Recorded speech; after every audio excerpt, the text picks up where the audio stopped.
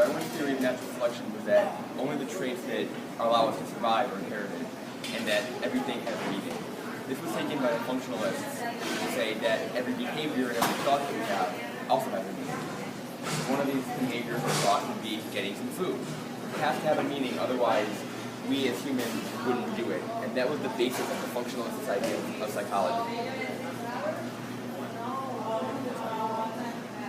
Let's be about Wilhelm Wundt was the father of psychology. He was German who established a laboratory at the University of Leipzig in the late 1800s. He pioneered the concept of introspection, which was the idea that, like a mirror, you were supposed to look into yourself in order to better understand the objectivity of your thoughts and actions. Unfortunately, functionalism failed miserably.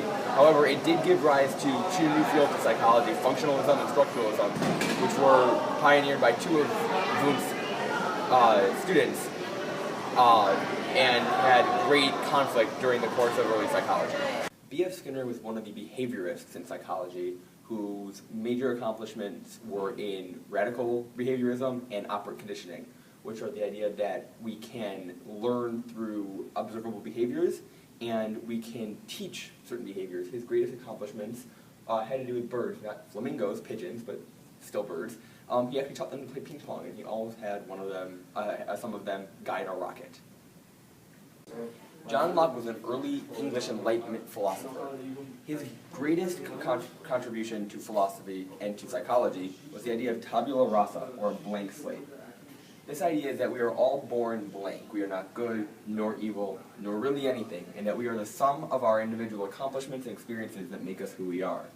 This idea contributed heavily to liberalism and to all types of psychology, who fundamentally agreed that we are the sum of our experiences that make us who we are. We are born blank, like this back wall, but it is what we put on it, like these posters, that define our individuality. Sigmund Freud was an Austrian physician and psychologist whose greatest contribution to psychology, among other things, was the concept of the psychoanalytic theory, which is the idea that we can understand behavior and thought by looking at the subconscious, or what lies below.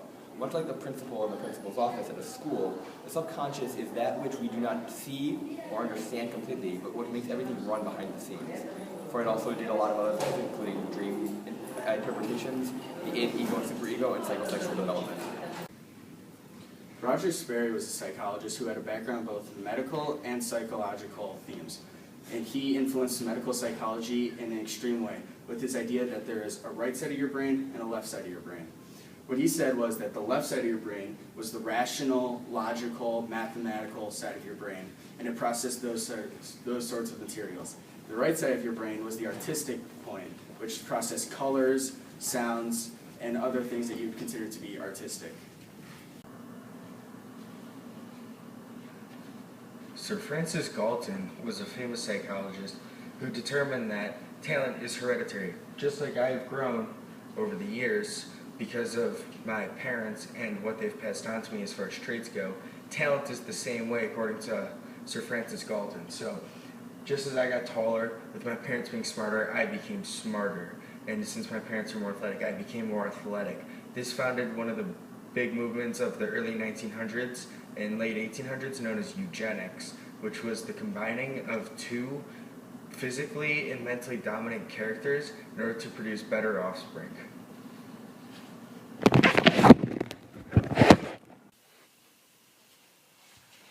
René Descartes was a famous psychologist who came up with the famous idea of Cartesian dualism. Named after himself, as any conceited psychologist should do, he came up with this idea that the parts mean nothing without looking at the whole. This is comparable to sports and something like baseball, where you can have a glove, but it means nothing without the game going on around it. Or something like basketball, where you have the ball, but without the hoop, the game cannot be evaluated or studied until you look at it in its entirety when you have other players and all the necessary materials to play the game. I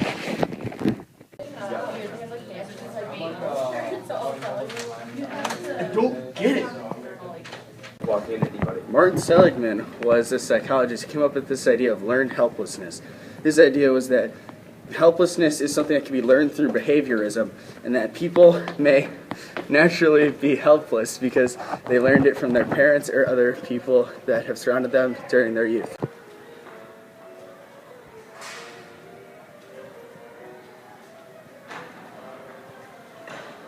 Stanley Hall was an American psychologist who actually founded American psychology, providing the first research institution for it at Johns Hopkins University, and also founded the APA, which is the American Psychological Association.